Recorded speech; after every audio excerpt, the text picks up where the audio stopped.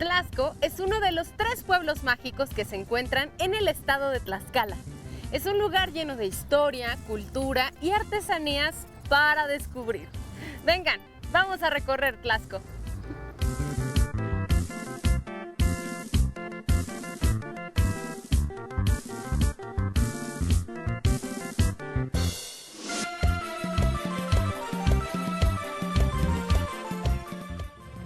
Ahora estamos en Tlaxco, uno de los 3 pueblos mágicos que tiene Tlaxcala, y nos acompaña el señor Martín, que es orgulloso de esta región, ¿sí o no, señor Martín? Definitivamente muy a gusto en este pueblo mágico.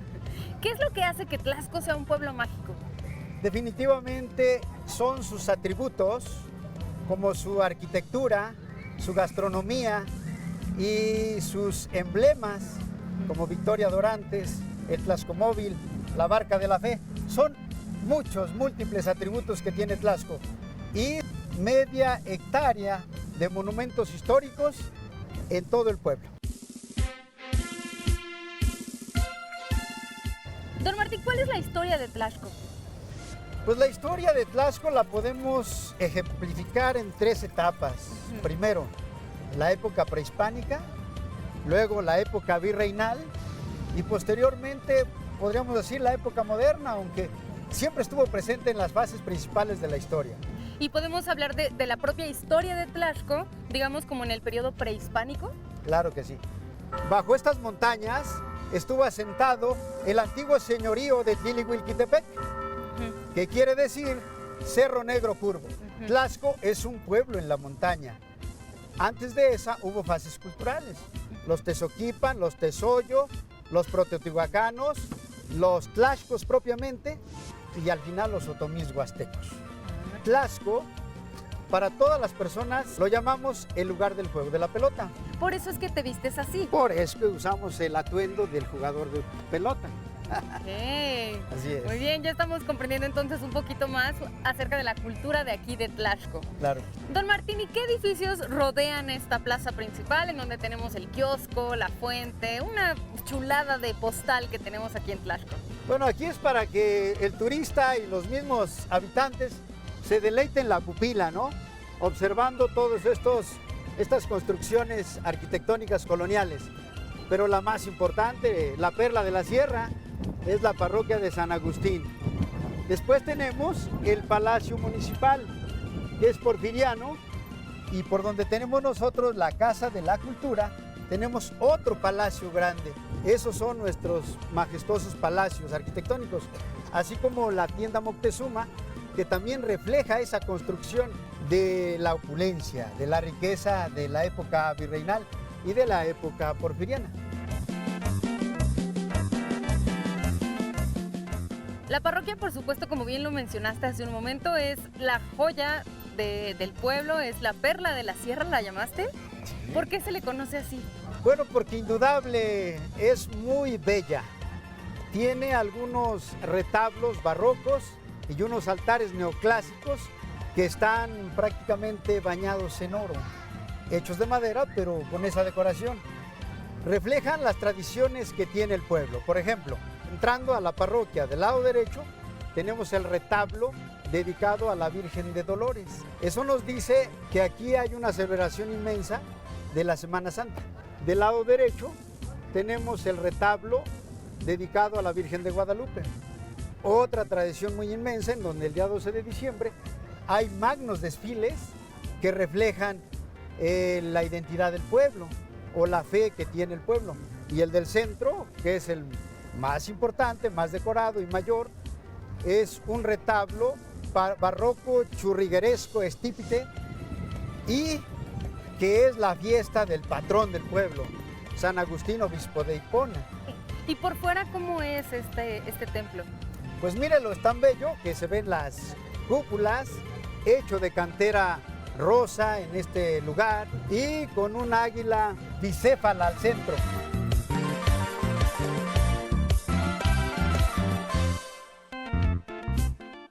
Muy bien, entonces Tlaxco es un lugar en donde convergen este pasado prehispánico, pero también el pasado virreinal.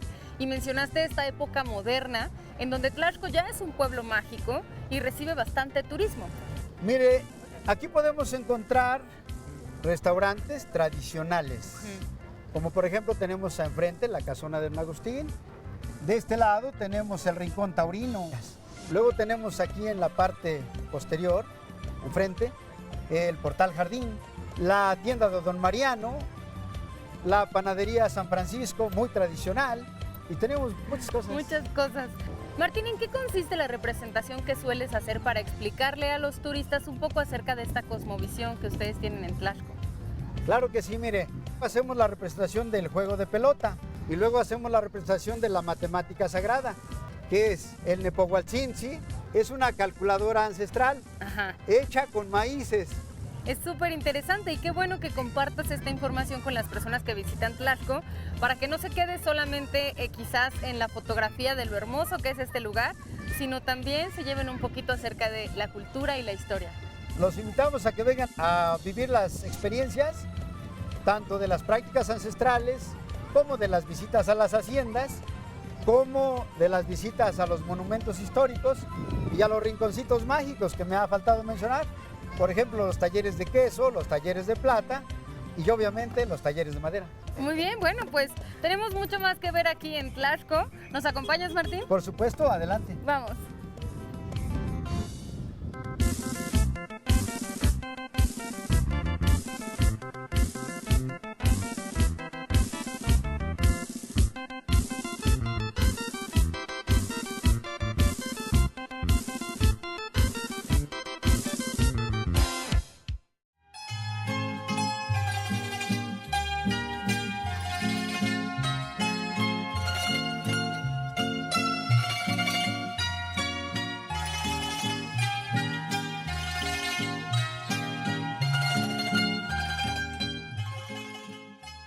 Bienvenidas y bienvenidos al Museo de la Madera, un hermoso museo que se encuentra aquí en Tlaxco, en este pueblo mágico, en donde nos recibe don Miguel, que es la tercera generación de carpinteros y que abrió las puertas de su taller a manera de museo para que conozcamos cómo es que se trabajaba la madera antes de la electricidad. Me parece un proyecto fantástico. Don Miguel, gracias por recibirnos. Muchas gracias, el gusto es para nosotros. Con todo gusto les damos un pequeño recorrido de lo que tenemos por acá. Sí, muchas gracias. Cuéntenos cómo es que usted es la tercera generación de carpintero. ¿Quién empezó con este oficio? Pues mi abuelo, que vivió un buen tanto de años, luego siguió mi papá, y yo soy la tercera generación, yo soy del 50, y ahora ya es la cuarta generación con mis dos hijos mayores, ya son la cuarta generación. La cuarta generación de carpinteros. Entonces, entre mis hijos y yo hicimos esta maqueta, precisamente la que les vamos a mostrar. Y bueno, al entrar a este taller, ¿quién nos recibe, don Miguel? Don Porfirio. Sí, la parte histórica dice que por aquí pasó don Porfirio a presenciar una corrida de toros, porque las mejores ganaderías de la República están aquí en Tlaxcala. Y por eso es que lo encontramos aquí, cuando entramos al museo, saludándonos. Sí, una marioneta que hicimos y tiene movimiento, y ahí saluda a los visitantes. ¿Y cómo es que entonces ustedes nos muestran la forma de trabajar la madera hace 100 años? Sí, es que en alguna medida a mí me tocó la transición. Yo aprendí con herramienta manual, no había electricidad en el pueblo, y entonces después a mí ya me tocó la parte de la transición y mis hijos ya únicamente aprendieron con maquinaria. Entonces, con todo gusto les mostramos esto. Sí, por favor. Esta maqueta la hicimos para explicar cómo se trabajaba madera cuando no había electricidad ni motores. Únicamente había herramienta manual y mucho esfuerzo físico para trabajar madera. Y repito lo de mucho esfuerzo físico porque actualmente tenemos maquinaria, aserraderos, motosierras, canteadoras, cepillos. En aquel tiempo no era así. Cuando necesitaban madera por aquí iban al monte, con un serrote como este, cortaban un árbol y con un hacha iban haciendo una parte plana, con un hacha como esta. Luego lo volteaban 90 grados, otra vez, hasta hacerlo cuadrado. Ya que estaba cuadrado, le pintaban rayas arriba, abajo, y con una sierra voladora, como se ve aquí, iban haciendo tablas, tablones, polines, lo que fuera necesario. ¿Qué tenían entonces? Tenían serrotes de hoja y serrotes de costilla al fondo. Con eso cortaban tanto a lo largo como atravesado. Ya que estaba dimensionada su madera, necesitaban cepillarla. No había canteadora ni cepillos, usaban garlopas y garropines, y ahí se ve cómo se manejaba. Eso sacaban virutitas así. Con eso enderezaban, junteaban, hacían cubiertas, recorrían, en fin, todo lo necesario. Lo que hacemos ahora con las canteadoras y los cepillos. Para hacer cortes curvos, por ejemplo, de las vigas de un portal, usaban la sierra de San José o sierra de vuelta. Con eso iban haciendo cortes curvos decorativos. Ya para armar un zaguán como el que tenemos aquí afuera, no había taladros, usaban los famosos berbiquines, como ese que está ahí.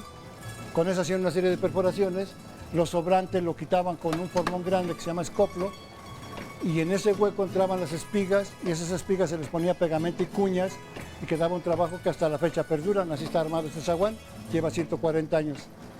Pero en aquellos años no había los pegamentos que tenemos ahora como el Resistol u otras marcas. Había un pegamento de origen animal que se llamaba cola. Y también se prestaba al cotorreo, se decía que el aprendiz de carpintería lo primero que tenía que hacer era mover la cola. Pero no era esa cola, era esta que está aquí. Ese pegamento era muy efectivo siempre y cuando se aplicara perfectamente caliente. Y aquellos años ya había tornos, pero no había motores. La solución por aquí era así. Una persona le daba vueltas a una rueda grande que es la polea impulsora y la otra persona torneaba ya. Y bueno, aquí nos brincamos a que si cuando terminamos hablando del torno, ahora les voy a hacer una pequeña demostración con un tornito que tenemos aquí que ya con motor, y vamos a tornear un trompo para ustedes. Esta maqueta es impresionante, don Miguel. El mecanismo que tiene para que cada una de estas marionetas se mueva como autómatas, Sí, aquí lo dice. sí. Es muy impresionante. Sí, lo hicimos entre mis dos hijos y yo. Y de hecho, pero ahí hay un código QR que si lo escanea nuestros visitantes, los envía a un video que está subido en YouTube donde se ve cómo se armó la parte mecánica como la parte de la herramienta. Bien, entonces ahora dijimos que vamos a hacer un trompito acá. A ver, vamos a hacer el trompito.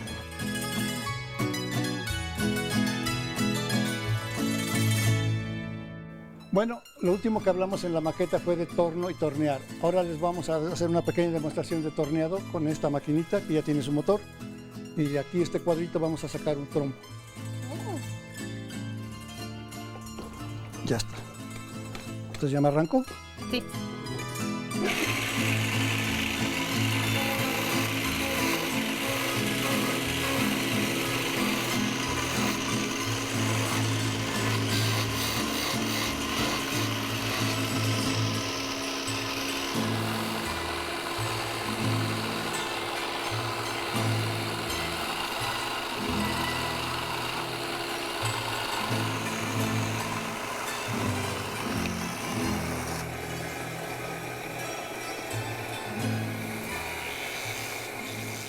Y ahora, ya terminando, la parte que sobra la guardamos, hacemos una perforación. Tenemos aquí perforadas unas. Y nos sirve de base para poner esto. Una vez que está terminado y que está en su basecita, lo vamos a entregar a alguien de nuestro público que nos acompaña. Y para eso sacamos un aparato que se llama suertímetro y quedó precisamente en este círculo verde. Y buscamos que ese círculo verde está dibujado en el piso justamente debajo de su pie de ella. Ella es la ganadora. Con todo gusto lo entregamos. Muchas gracias, don Miguel. ¡Qué precioso!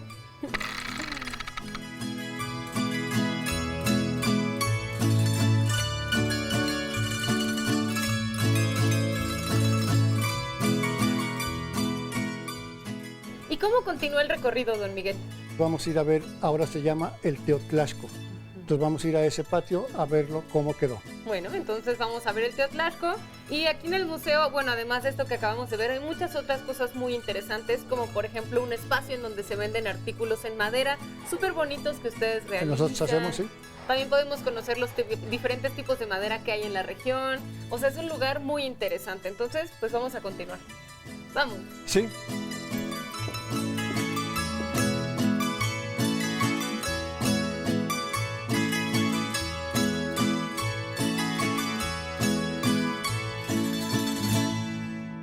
Ahora estamos aquí afuera con una de las atracciones principales que tiene este museo, que es el Teotlashco. ¿Lo dije bien, Miguel? Sí, exactamente, bien. Sí. Explícanos un poquito cómo está conformado. La verdad es que está chulísimo. Con razón es una de las atracciones principales aquí en Tlaxco. Gracias. Bueno, este era una cuatrimoto que conseguí. Se mueve modificando, se alargó y otros detalles. Y tiene tema prehispánico porque yo participé en la hechura de varias cosas de la Barca de la Fe. La palabra Tlaxco o Tlaxco significa lugar de juego de pelota. Esta es una cancha de juego de pelota prehispánica de ese que se jugaba con cadera. Y aquí, este es nuestro escudo oficial como municipio para Tlaxco. Aquí tenemos a Mayagüe, la diosa del pulque, porque también es zona pulquera por aquí.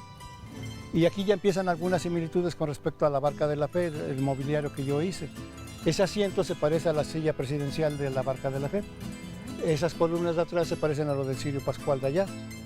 El padre que hizo esto, pues estudió, hablaba náhuatl, era experto en cultura prehispánica, y yo lo aprendí como el 3% de lo que está aquí, y entonces lo reflejamos acá.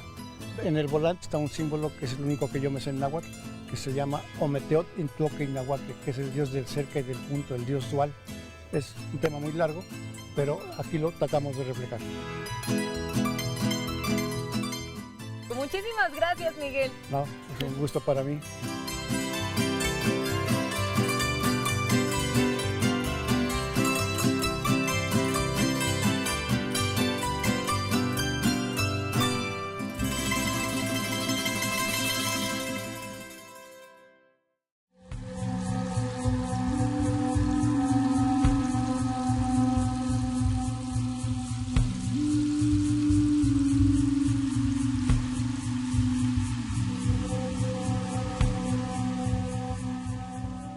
Aquí en Tlaxco también se encuentra un lugar excepcional. Se trata de un templo que en realidad tiene forma de barco. ¿Cómo es esto? ¿Cómo es esto, Martín? ¿Dónde estamos?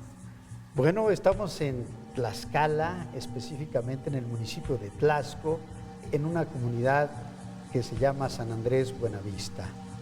Aquí está la obra de un pueblo y su artífice, un sacerdote, Arnulfo Mejía Rojas, que logró motivar a su pueblo para que hicieran esta gran obra. Una gran obra que en sus decorados tiene raíces de la náhuatl, raíces de nuestros ancestros, lo que realmente son nuestras esencias culturales por parte de la náhuatl. Y al mismo tiempo, pues aquí es donde hay dos sistemas de espiritualidad, la judio-cristiana y la de anáhuatl. Entonces encontramos sincretismo en esta obra arquitectónica que, como les decía, tiene forma de barco, pero en realidad es un templo. Realmente es un templo y aquí puede usted admirar como persona normal el arte ecuménico. Al mismo tiempo se puede apreciar el sincretismo religioso. Alrededor del templo tenemos una greca muy importante que es la Xicalcoliuqui. Se llama la jícara celeste, que representa lo masculino en la parte de la escalera y lo femenino en la parte de la espiral, y refleja la dualidad de todo el cosmos, de todo el mundo, Todo lo que tiene que ver con lo femenino y lo masculino está representando en el símbolo de la espiritualidad mesoamericana, jícara celeste o Xicalcoliuqui.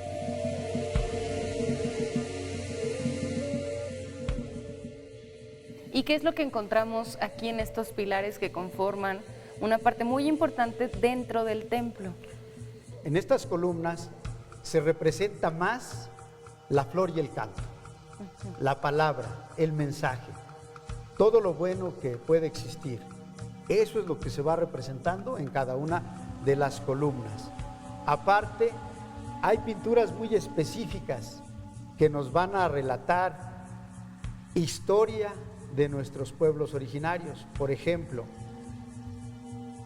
lo que quiere decir el símbolo de la palabra, el Tlaltoca, lo que quiere decir el Tlaxco, el observatorio astronómico ancestral, lo que quiere decir la Xumopilia, la celebración del fuego nuevo, lo que quiere decir el Tlaloc, el licor sagrado. En el anáhuatl hay un tema que se llama la toltequidad. Es el arte de vivir en armonía. Entonces, el sacerdote Arnulfo Mejía Rojas era un artífice que sabemos de antemano que dominaba el náhuatl. O sea, él llevaba por dentro, si usted quiere, un doble sacerdocio. El sacerdocio judio-cristiano y el sacerdocio de la náhuatl. Y sabe ponernos en estos murales y en estas columnas y en toda la decoración mensajes para que nosotros valoremos nuestra cultura, pero al mismo tiempo hay cosas que son emblemas para compararnos de lo bueno que vino de Europa y de lo que está aquí. Le voy a poner un ejemplo. o hay algunos ejemplos que están dentro de lo que es el presbiterio. De un lado tenemos un magueyito y el pulque, que habla de nuestro licor sagrado y nuestra bebida de los dioses. Del lado derecho vamos a encontrarnos con otro tema muy específico de un canasto de tortillas. Es el teocintle, nuestro alimento de la nahua. Y en la parte superior tenemos nosotros el trigo y el pan. Se da cuenta de dos cosas tan diferentes una de la otra, pero que a la vez son los alimentos de lo que hoy es el mestizaje. Ahí está la triada: Europa, Anáhuac y ahora nuestra riqueza gastronómica. Y en la actualidad este templo sigue funcionando como fue su origen. No, se ofician misas. Su misión ha sido siempre esa, ¿no? Acuérdese usted que es la obra de un pueblo para la espiritualidad. Entonces, desde siempre su misión está presente cada 8 días y para el servicio de la comunidad, ¿sí? Para el servicio espiritual. Incluso esta es la parroquia, pero tenemos en las comunidades alrededor de esta parroquia, el mismo sacerdote da servicio espiritual a un promedio de más entre 12 y 13 capillas que tienen el mismo decorado y que pues se sigue dando el servicio espiritual. Y todas obra del mismo sacerdote. Es muy, muy interesante y es un lugar que podemos admirar cuando visiten Tlaxco. Muchísimas gracias, Claro que Martín. sí. Vengan todos los turistas a admirar esta gran obra y a pasársela bien conociendo sus raíces culturales.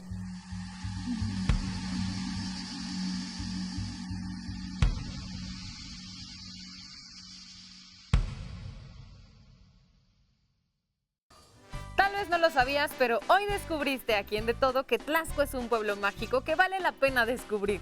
Escúchanos a través de Radio IPN en el 95.7 de FM y síguenos en las redes sociales. Nos vemos la próxima.